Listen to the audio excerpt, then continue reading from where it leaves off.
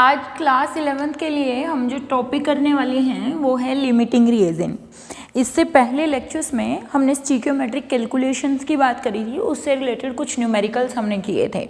हमने बात करी थी कि स्टिकियोमेट्रिक कैलकुलेशंस थोड़ा सा कॉम्प्लिकेटेड टॉपिक पड़ता है, बट वैसे बहुत ज़्यादा आसान है। लगता कॉम्प्लिकेटेड है बट ईजी है। सिमिलरली अगर हम लिमिटिंग रिएजेंट की बात करें तो ये तो सबसे ज़्यादा आसान टॉपिक है इस चैप्टर का।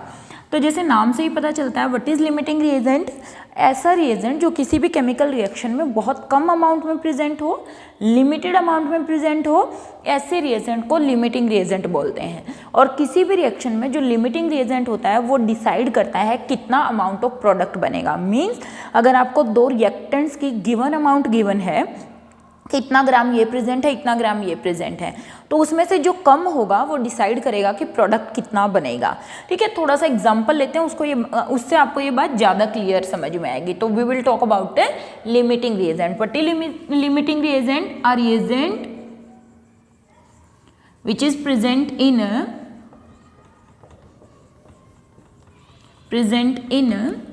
limited amount in any reaction is called limiting reagent, or a limiting reagent decide the amount of product formed। Means product कितना बनेगा वो लिमिटिंग रिएजेंट पर ही डिपेंड करेगा। Other reagent which is present in excess amount is called excess reagent। Access reagent, किसी भी reaction में access reagent का कोई भी यूज़ नहीं होता है, क्योंकि एक्सेस रिएजेंट कभी भी प्रोडक्ट कितना बनेगा ये डिसाइड नहीं करता है। समझ आ रही बात? तो हमने कहा लिमिटिंग रिएजेंट का मतलब क्या हुआ? एक ऐसा रिएजेंट जो किसी भी केमिकल रिएक्शन में कम अमाउंट में प्रेजेंट हो, जो ये डिसाइड करे कि कितना प्रोडक्ट बनेगा, उसको क्या बोला जाता है? That is called limiting reagent. Okay बच्चे, इस चीज़ को चलो हम एक छोटे से एग्जाम्पल से क्लियर करते हैं। फॉर एग्जाम्पल मैंने कहा C+O2 CO2, इससे ज़्यादा सिंपल तो एग्जाम्पल कुछ हो भी नहीं सकता कि कार्बन ऑक्सीजन के साथ रिएक्शन करके CO2 बना रही है। मेरे को ये बात मालूम है कि इसका 12 ग्राम, इसका 32 ग्राम के साथ रिएक्शन करके इसका 44 ग्राम बना रहा है। ठीक है, मैंने आपको दे दिया कि इसका 8 ग्राम है, इसका 15 ग्राम है। आप ये बताइए कितना ग्राम ऑफ CO2 बनेगा।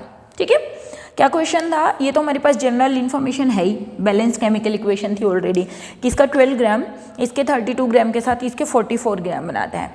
अब क्वेश्चन में दे दिया कि इसके 8 ग्राम और इसके 15 ग्राम आपको गिवन है, बोला प्रोडक्ट बनाइए। तो देखिए हमारे पास दो तरीका है, फॉर्मूला वही है टॉफीज़ वाला, इतने में इतनी टॉफीज़ आएंगी सेम। मीन्स अगर मैं कह दूँ कि 12 ग्राम से मिलता है कितना ग्राम? 44 ग्राम। ठीक है, 1 से मिलता है डिवाइडेड बाय में 12, और मैं कह दूं 8 ग्राम ऑफ कार्बन से मिलेगा मल्टीप्लाई बाय में 8। तो मैं अगर इसको सॉल्व कर दूं 8 बाय में 3 6 9 और 29.3 ग्राम ऑफ क्या मिलेगा हमें? ये मिलेगा CO2। किससे? 8 ग्राम ऑफ कार्बन से। लेकिन क्या आंसर सही है? क्या मैंने जो मेथड यूज़ किया वो सही है या नहीं सही है? देखिए जब मेरे पास दो रिएजेंट गिवन है, इसका भी गिवन है, इसका भी गिवन है, तो सबसे पहले तो मुझे ये देखना पड़ेगा इनमें से लिमिटेड अमाउंट में कौन सा प्रेजेंट है। जैसे मैं आपको समझाने के लिए एक छोटा सा एग्जाम्पल दूँ। ठीक है, मान लिया कोई फैक्ट्रीज हैं जो कि साइकिल्स बनाती हैं। ठीक है, जब कोई भी फैक्ट्री साइकिल्स बनाती है तो ऑब्वियस सी बात है कि उसमें साइकिल एक, उसके लिए जो भी साइकिल के पार्ट्स हैं उसको वो अलग अलग छोटी छोटी फर्म्स प्रोवाइड कर रही है। जैसे कोई चेन सेट प्रोवाइड कर रहा है, कोई सीट प्रोवाइड कर रहा है, कोई टायर्स प्रोवाइड कर रहा है, कोई बेल प्रोवाइड कर रहा है। ठीक है, अब हम कह रहे हैं कि उस फैक्ट्री में हर रोज कितने साइकिल बनेंगे वो किस चीज़ पर डिपेंड करेगा? वो डिपेंड करेगा जो अलग अलग चार फर्म्स अलग अलग स्पेयर पार्ट्स जो उस कंपनी को प्रोवाइड कर रहे हैं उनमें से सबसे कम कौन चीज़ प्रोवाइड कर रहा है। जैसे मैं एग्जांपल दूँ, ठीक है, फर्स्ट जो फर्म है वो बेल्स प्रोवाइड करती है और डेली वो 20 बेल्स दे रही है, ठीक है, मेन फर्म को। दूसरी क्या कर रही है, टायर्स प्रोवाइड कर रही है, वो 25 tyres daily, pair of tyres दे रही है, मतलब टोटल 50 मान लेते हैं, ठीक है ना। टोटल कितने, 50, क्योंकि 25 साइकिल्स में बन जाएंगे, यानी कि एक साइकिल में 2 लगेंगे, ठीक है। थर्ड हम बात करें, जो ट्यूब है वो मिल रही है हमें 25, कितनी ट्यूब्स मिल रही हैं डेली, 25 मिल रही हैं। चैन सेट आप बोल सकते हो, चलो मैं चैन सेट लिख लेती हूँ, चैन सेट, ठीक है। और जो फोर्थ वन है वो सीट प्रोवाइड कर रही है, वो 3 सीट्स डेली प्रोवाइड कर रही है, ठीक है। मीन्स एक साइकिल को असेंबल होने के लिए मैंने कहा ये चारों ही चीज़ें चाहिए मेनली, और ये चारों चीज़ें अलग अलग फर्म जो प्रोवाइड करते हैं, तो साइकिल को असेंबल कर लिया जाता है मेन उसके अंदर। अब आप मुझे ये बताइए कि डेली उस कंपनी में कितने साइकिल बन सकते हैं। ऑब्वियस है, ये क्या करेंगे, यहाँ से 25 बन सकते हैं, यहाँ से 25 बन सकते हैं, यहाँ से कितने बन सकते हैं 23, और यहाँ से कितने 20, क्योंकि बेल्स तो कितनी है 20 है। उसको अगर पूरा सेटअप करना है तो बेल भी लगानी जरूरी है। पूरा सेटअप के लिए मीन्स हर रोज कितने साइकिल बनेंगे, 20 साइकिल बनेंगे। इसका मतलब ये 5 और ये 3, ये तो वेस्ट चले गए, ये तो नेक्स्ट डे पर काम आएंगे ना। मीन्स ये तो क्या हुए, एक्सेस थे। दैट इज वाई कितने साइकिल्स बनेंगे वो कौन डिसाइड करेगा, वो वाली फर्म जो मेन कंपनी को सबसे कम मटेरियल प्रोवाइड कर रहे हैं। सिमिलरली किसी भी केमिकल रिएक्शन में कितना प्रोडक्ट बनेगा वो डिपेंड करेगा कि कम अमाउंट में क्यों, कौन सा रिएजेंट है। क्यों, क्योंकि ये दोनों ही आपस में रिएक्शन कर रहे हैं, ठीक है। इसका 12 अगर इसके 32 के साथ कर रहा है तो मुझे ये तो देखना पड़ेगा ना इसका 8 ग्राम के लिए कितना चाहिएगा। अगर 8 ग्राम को इससे ज़्यादा चाहिए या इससे कम चाहिए तो वो डिपेंड करेगा, निकाल के मुझे देखना पड़ेगा, ठीक है। तो मीन्स फिक्स अमाउंट में ये रिएक्ट करते हैं, फिक्स अमाउंट में क्या करते हैं, रिएक्ट करते हैं। अगर ये फिक्स अमाउंट में रिएक्ट करते हैं तो इसके अगर 12 इसके 32 को कंज्यूम कर रहा है तो इसका 8 इसके कुछ ना कुछ अमाउंट को कंज्यूम कर रहा होगा, ठीक है ना। वो अमाउंट तो फिक्स है कि इतने को कंज्यूम करेगा ही करेगा। तो on the basis of that हमें ये पता चलता है कि प्रोडक्ट कौन बनाएगा जो लिमिटेड अमाउंट में प्रेजेंट हो। होप आपको ये बात अच्छे से समझ आ रही होगी जो मैंने लिमिटिंग रिएजेंट का कंसेप्ट आपको समझाया है कि वो रिएजेंट जो किसी भी रिएक्शन में कम अमाउंट में हो वही डिसाइड करेगा कितना प्रोडक्ट बनेगा। जैसे अब मैं इसी क्वेश्चन को यहाँ से शुरू करती हूँ। मैंने कहा 32 ग्राम ऑफ ऑक्सीजन बनाती है, 44 ग्राम ऑफ CO2 1 बनाती है, बाय में 32, और कौन 15 ग्राम रिएक्शन करके बनाती है 15। अगर मैं इसको सोल्व करूं, ठीक है, 8 और कटेगा नहीं ना, 15 11 से मल्टीप्लाई कर दें तो 165 डिवाइडेड बाय में 8, 2 और 0 मतलब लगभग कुछ इतना 20.6 ग्राम, 20.6 ग्राम हमें यहाँ पे प्रोडक्ट मिल जाएगा। मीन्स एक कह रहा हमें प्रोडक्ट मिलेगा कितना 29.3, दूसरा कह रहा है कितना प्रोडक्ट बनेगा 20.6। अब प्रॉब्लम हो गई, बनेगा कितना, क्योंकि दोनों से तो सेम रिजल्ट नहीं मिल रहे हैं। इससे मिल रहा है, अगर मैं इस इक्वेशन का यूज़ करूँ तो मुझे मिल रहा है ये, अगर मैं इस इक्वेशन का यूज़ करूँ तो मुझे मिल रहा है आंसर ये। इसका मतलब दोनों में कुछ ना कुछ तो गड़बड़ है, ठीक है ना। प्रोडक्ट तो एक ही बनेगा ना, या तो ये बनेगा या ये बनेगा। इसका मतलब पहले मुझे ये डिसाइड करना पड़ेगा कि दोनों में से लिमिटिंग रिएजेंट कौन है, और लिमिटिंग रिएजेंट निकालने के लिए मैं फिर से फॉर्मूला तो वही यूज़ करूँगी। देखिए क्या हमने कहा कि अगर 12 gram of carbon reacts with 12 gram of carbon react with कितने 32 gram of oxygen, 32 gram of oxygen. मैं इसको रब कर देती हूँ। फिर हम कहते हैं 1 रिएक्शन करेगा कितने के साथ, और 8 ग्राम रिएक्शन करेगा कितने के साथ। देखिए 32 बाय में 12 इंटू 8, अगर मैं इसको सोल्व कर दूँ 3 4 6 डिवाइडेड बाय में 3 2 ज़ा 6 1 और 3 9। मीन्स 8 ग्राम ऑफ कार्बन को रिएक्शन करने के लिए 21.3 ग्राम ऑफ ऑक्सीजन चाहिए। ये तो कन्फर्म है, क्योंकि ये क्या करेंगे, कन्फर्म किसी फिक्स रेशियो में कंबाइन करते हैं। ये इसके 32 के साथ कंबाइन कर रहा है, तो इसका 8 कितने के साथ, 23.1 के साथ रिएक्शन करेगा। लेकिन प्रेजेंट कितना है, 15 ग्राम। चाहिए कितना रिएक्शन के लिए, 21.3। इसका मतलब क्या हुआ, ये जो रिएजेंट है ये रिएजेंट हुआ लिमिटिंग रिएजेंट। कैसा रिएजेंट हुआ, लिमिटिंग रिएजेंट, जो लिमिटेड अमाउंट में प्रेजेंट है। इसका मतलब अब ये जो प्रोडक्ट बनेगा वो हम इससे डिसाइड नहीं कर सकते, ठीक है ना। प्रोडक्ट किससे डिसाइड करेंगे, इससे। इसका मतलब ये वाला प्रोडक्ट नहीं बनेगा। कितना प्रोडक्ट बनेगा, ये 20.6 ग्राम ऑफ CO2 इज फॉर्म्ड। देखो इसको दूसरे तरीके से भी आप कंफर्म कर सकते हैं। देखिए कैसे, अपोजिट चले जाइए। अब अपोजिट मीन्स यहाँ से, means 32 gram of oxygen react with 12 gram of carbon. 1 reaction करेगी 12/32 और हमारे पास गिवन कितना है, 15 ग्राम रिएक्शन करेगी मल्टीप्लाई बाय में 15, ठीक है। ये हो गया हमारा डिवाइडेड बाय में 8, कितना हो जाएगा, 8 पंजा 40, 5 ओके 0.0, 8 पंजा 40, 8 छीक 48, 5.6 ग्राम मतलब समथिंग, ठीक है, 5.6 ग्राम। गिवन कितना है बच्चे, 8 ग्राम। इसको 15 ग्राम को रिएक्शन करने के लिए कितना चाहिए, सिर्फ 5.6 ग्राम। इसका मतलब ये हुआ कि 15 ग्राम ऑफ O2 को रिएक्शन करने के लिए 5.6 ग्राम ऑफ कार्बन ही चाहिए। मीन्स ये दोनों ही रिएक्शन कर पाएंगे इतने के साथ। इसका मतलब इसमें से जो बच गया कितना, 8 माइनस 5.6, जितना भी बच गया 2-2.5 ग्राम के आसपास, तो उसमें से वो तो वेस्ट हुआ। वो कैसे प्रोडक्ट डिसाइड कर देगा कि कितना प्रोडक्ट बना। मीन्स किसी भी रिएक्शन में, किसी भी केमिकल रिएक्शन में first we have to find out the limiting reagent.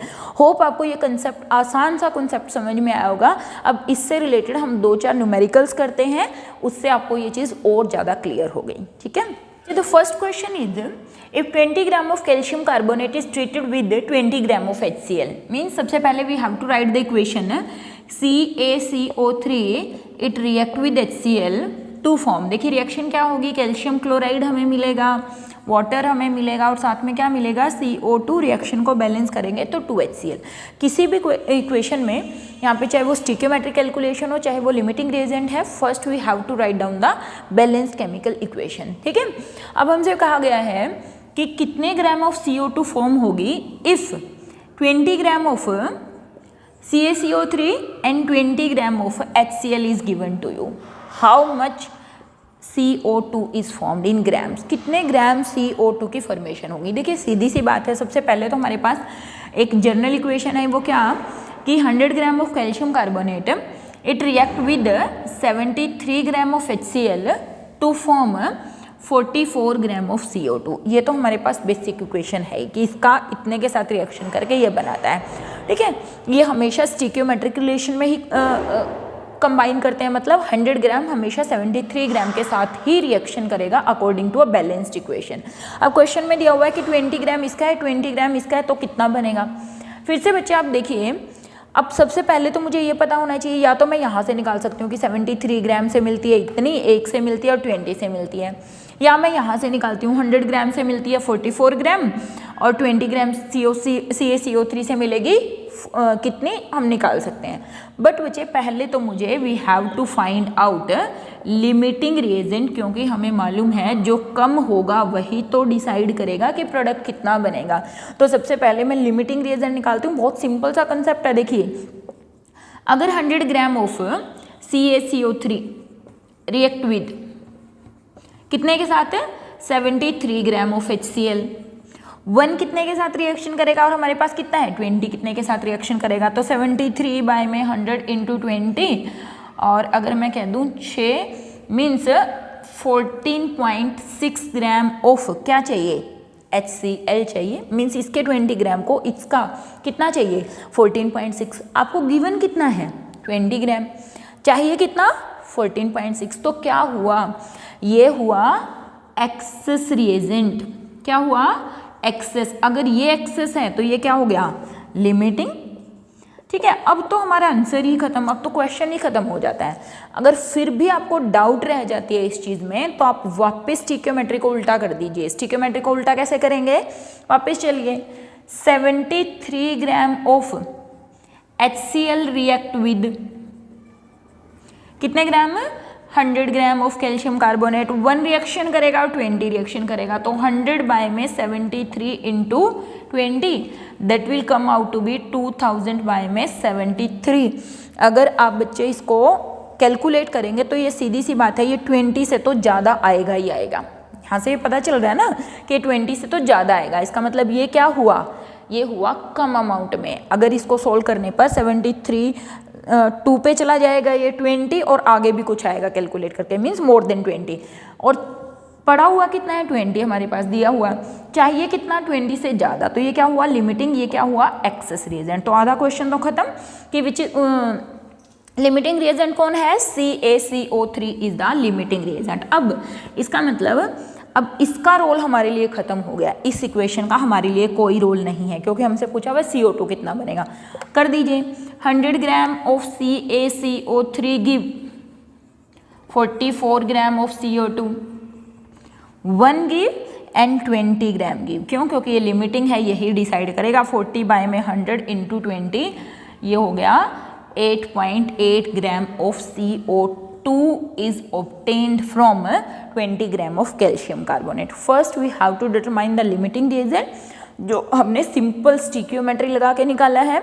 उसके बाद लिमिटिंग रिएजेंट से हमने क्या निकाल दिया, कितना प्रोडक्ट बनेगा। ठीक है, एक क्वेश्चन और गिवन है। क्वेश्चन में है कि आपको एक रिएक्शन गिवन है, Zn plus HCl, Zn plus HCl give ZnCl2 plus H2। ठीक है, अगर आप इस रिएक्शन में देख रहे हैं तो मुझे ये बात मालूम है, इसका 1 मोल इसके 2 मोल के साथ रिएक्शन करके इसका 1 मोल और इसका 1 मोल दिया हुआ है। देखिए, जैसे स्टिक्योमेट्री में हमने बात करी, वहाँ पे हमें मास टू मोल रिलेशनशिप, मोल की मोल से रिलेशनशिप, मास की वॉल्यूम से रिलेशनशिप, यहाँ पे भी हमें किसी भी तरीके का क्वेश्चन दिया जा सकता है, मोल का मोल से, मास का मोल से, मोल का मास से, वॉल्यूम, किसी भी तरीके का, एनी टाइप ऑफ क्वेश्चन। यहाँ पर फिर क्वेश्चन में गिवन था कि 0.30 मोल ऑफ जिंक आपको गिवन थे और 0.52 मोल्स ऑफ HCl आपको गिवन थे। ठीक है, पूछा हुआ था कि कितने मोल्स ऑफ हाइड्रोजन हमें ऑब्टेन होंगे, how much moles of hydrogen is obtain. तो मैं रिएक्शन को एक बार वापस लिख लेती हूँ, Zn plus 2HCl give ZnCl2 plus H2।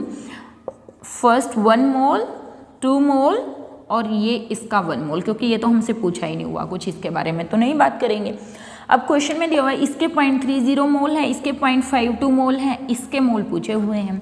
फिर से problem, we have to find out the limiting reagent. कैसे करेंगे बच्चे, रिवर्स स्टिक्योमेट्री। 2 मोल्स रिएक्शन करते हैं 1 मोल ऑफ जिंक के साथ, 1 रिएक्शन करेगा 1 बाय में 2 के साथ, 0.52 रिएक्शन करेंगे मल्टीप्लाई बाय में 0.2, यानी कि 0.2 दूनी 4, 2 6 बार, यानी कि 0.26 मोल्स ऑफ जिंक के साथ रिएक्शन करेंगे। कौन, 0.252 मोल्स। चाहिए इतने, गिवन है 0.30, तो ये क्या हुआ बच्चे, ये हुआ एक्सेस रिएजेंट और ये क्या हुआ, limiting reagent, limiting reagent.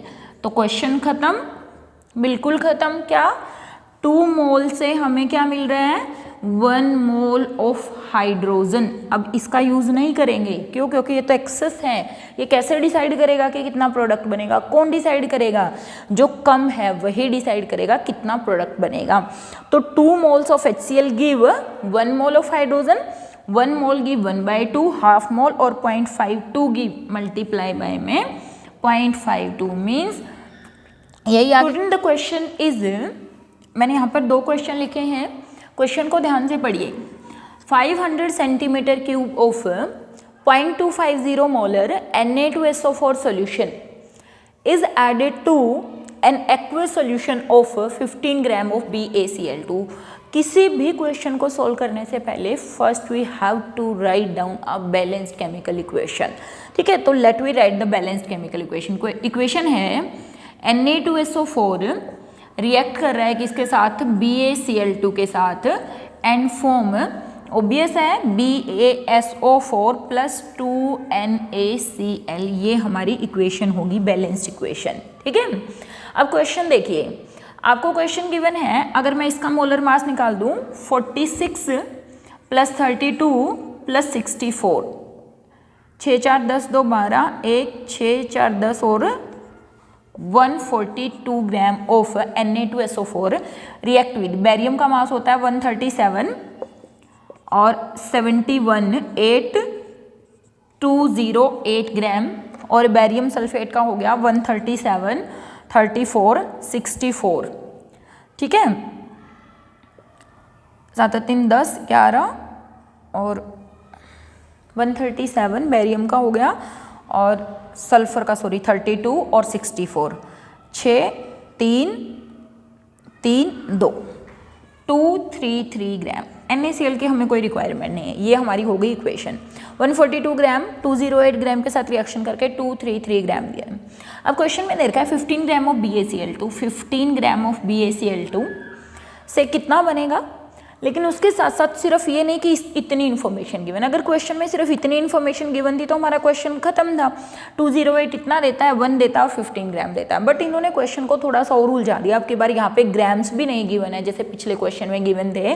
Question को बता दिया कि ये जो Na2SO4 है, इसकी जो वॉल्यूम है वो तो है 500 सेंटीमीटर क्यूब, ठीक है, और इसकी जो मोलैरिटी है वो है 0.250। तो आप इसको ग्राम्स निकाल सकते हैं, बिल्कुल निकाल सकते हैं। देखिए बच्चे, हमारे पास मोलैरिटी क्या होती है, molarity is equal to number of moles by में वॉल्यूम ऑफ सॉल्यूशन, और नंबर ऑफ मोल्स को मैं क्या लिख सकती हूँ, गिवन मास डिवाइडेड बाय में molar mass into VmL into 1000। ये मोलैरिटी गिवन है, देखिए ये 0.250 is equal to given mass जो कि हमें निकालना है, मोलर मास किसका, Na2SO4 का, जो कि 142 है। अभी हमने कैलकुलेट किया था। वॉल्यूम इन्होंने दी हुई है 500 और मल्टीप्लाई बाय में 1000। तो यहाँ से अगर मैं सोल्व कर दूँ 21 और x it is multiply by में 250 into 71, after calculation it will come out 17.7 ग्राम, 17.7। ठीक है, कैलकुलेशन के बाद ये 17.7, एक बार आप खुद भी कैलकुलेट कर लेना अगर थोड़ी बहुत इधर मिस्टेक हो गई है कैलकुलेशन में। तो देखिए अब हमें क्या फाइंड आउट करना पड़ेगा बच्चे, अब हमें लिमिटिंग रिएजेंट फाइंड आउट करना पड़ेगा कि इनमें से लिमिटिंग रिएजेंट क्या है। क्वेश्चन में थोड़ा सा घुमा दिया था कि आपको यहाँ पे सिंपल ग्राम्स नहीं दिए हुए, मोलैरिटी दे दी, वॉल्यूम दे दी, और आपको कह दिया कि आप मोल्स निकालिए और साथ में ग्राम्स निकाल दी। क्वेश्चन में भी देखिए पूछा हुआ है कितने मोल्स और कितने ग्राम्स ऑफ BaSO4 बनेंगे, ये दोनों ही आपने चीज़ निकालनी है। तो अब यहाँ से स्टिक्योमेट्री लगा देते हैं हम कि 142 ग्राम रिएक्शन करता है 208 ग्राम के साथ, 1 रिएक्शन करेगा 142 के साथ, और 17.7 ग्राम रिएक्शन करेगा 17.7। After calculation it will come out to be approximately 26 ग्राम।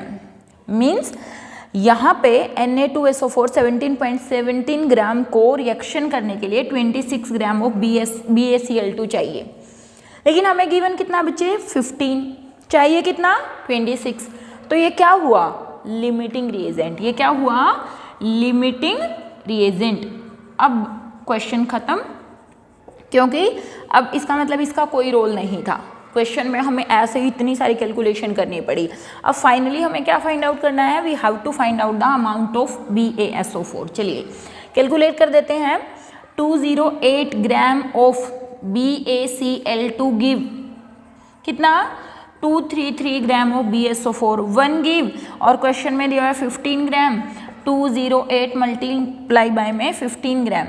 यहाँ से कैलकुलेशन के बाद बच्चे ये आ जाएगा 16.8 ग्राम, 16.8 gram of BaSO4 is form. ठीक है, अब ये तो आ गया ग्राम्स में कितना पूछा है, अब हमसे मोल्स भी पूछे थे। हमें मालूम है मोल्स क्या होते हैं, गिवन मास डिवाइडेड बाय में मोलर मास जो कि इसका कितना है 233। तो यहाँ से कैलकुलेट करने के बाद अप्रोक्सीमेटली 0.07 मोल्स शायद इसका आ जाएगा after calculation. You can check the calculation as well, ठीक है। तो यहाँ से हमारे क्या निकल गए, कितने मोल्स। एक बार वापस देख लीजिए question. 500 centimetre cube molarity given थी, पूछा था 15 ग्राम ऑफ BaCl2 अगर आपको गिवन है तो कितना ग्राम ऑफ BaSO4 के प्रेसिपिटेट आपको मिलेंगे, मोल्स कितने मिलेंगे, दो चीज़ पूछी हुई थी। तो हमने कहा कि पहले मैंने मोलैरिटी सब चीज़ों का यूज़ करके यहाँ पे क्या निकाल दिया, Na2SO4 के ग्राम्स निकाल दिया। पहले मोल्स भी निकाल सकते हैं, लेकिन अगर आप मोल्स निकालेंगे बच्चे देखिए, इसको भी मोल्स में कन्वर्ट करना पड़ेगा, इसको भी मोल्स में कन्वर्ट करना पड़ेगा, और फिर इसको मोल्स में कन्वर्ट करके इसको मोल्स में, बहुत लंबा क्वेश्चन पड़ जाएगा। तो पहले आप सिंपल ग्राम्स में निकाल लीजिए, हमारी कैलकुलेशन ही कुछ नहीं बचेगी। हमने यहाँ से 17.7 ग्राम कैलकुलेट किया, फिर हमने यहाँ से लिमिटिंग रिएजेंट निकाला। हमें पता चला कि BaCl2 लिमिटिंग रिएजेंट है, क्योंकि ये 17.17 ग्राम Na2SO4 को चाहिए तो 26, लेकिन प्रेजेंट कितना क्वेश्चन में 15, दैट इज़ वाई ये लिमिटिंग हुआ। लिमिटिंग इतने से ये इतने से 16.8, और फिर इसके मोल्स निकालेंगे तो मोल्स क्या होता है, गिवन मास बाय में मोलर मास किसका, BaSO4 का। तो यहाँ से हमारे कैलकुलेट करके सोल्यूशन आ गया, ठीक है। नेक्स्ट क्वेश्चन भी कुछ इसी टाइप का है। कैलकुलेशंस मैं नहीं करूँगी, मैं सिर्फ मेथड आपको बता दूंगी, आप कैलकुलेशन खुद कर लीजिएगा। What mass of PPT formed when 50 ml of 17% solution of AgNO3, पहले लिख लीजिए, AgNO3 is mixed with 50 ml of क्या, NaCl, क्या बनेगा, रिएक्शन लिखिए बेटा, AgCl के PPT बनेंगे प्लस NaNO3 बनेगा, रिएक्शन आई थिंक बैलेंस है, यस, ठीक है। अब क्वेश्चन में देखिए, क्वेश्चन पूछा है how what mass of PPT is formed, means कितने PPT AgCl के बनेंगे, कब, जब 15 ml of 17% solution of AgNO3, इसकी वॉल्यूम दी है 15 ml और सोल्यूशन दे रखा है 17%। किसके साथ रिएक्शन कर रहे हैं, इसके 50 ml वॉल्यूम और इसके दिया है 11.6।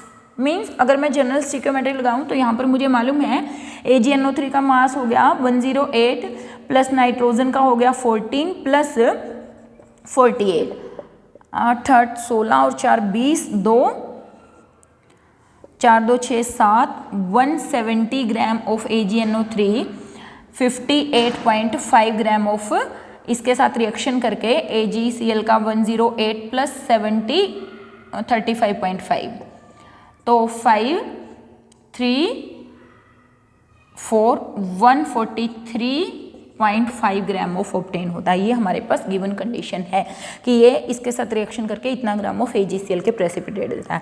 अब डायरेक्ट क्वेश्चन नहीं दिया, इसका ग्राम गिवन नहीं है, हमें क्या गिवन है कि इसका 17% वॉल्यूम है, 15%, 17% सॉल्यूशन बाय वॉल्यूम है ये, ठीक है। तो इसका मतलब सीधी सी बात है कि 1700 में से कितना AgNO3 है बेटा, 17, एक में से कितना रिएक्शन करेगा, बाय, और 50 ml वॉल्यूम में कितना होगा, मल्टीप्लाई बाय में 50, मीन्स 17% सोल्यूशन ऑफ AgNO3 का मतलब क्या हुआ कि 100 में से कितना ग्राम है, 17 ग्राम, ठीक है।